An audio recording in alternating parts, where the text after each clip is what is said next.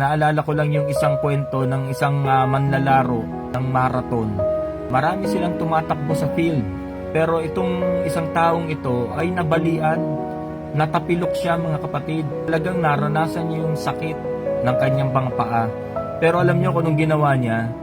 Ipinagpatuloy pa rin niya yung pagtakbo kahit iika-ika na siya ng paglakad. So pinipigilan na siya ng mga tao dun sa field. Sabi, wag ka nang magpatuloy ng pagtakbo. Kahit yung mga tao dun sa mga nanonood, pinipigilan na rin siya na wag tumakbo. Mula dun sa crowd ay bumaba yung tatay nung isang manlalaro. So imbis na pigilan ng tatay yung anak niya sa pagtakbo at baka kung mapahamak pa, sinamahan ng tatay.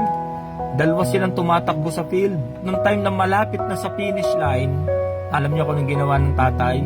Pinabayaan niya ng mag-isa yung kanyang anak na tapusin ang laban ng mag-isa. Mas grabing palakpakan narinig nila sa mga tao. Mga kapatid, tayo sa ating paglilingkod sa Diyos, meron mang hinahangaan ng Diyos yung mga tao na nagpapatuloy kahit mahirap ang sitwasyon.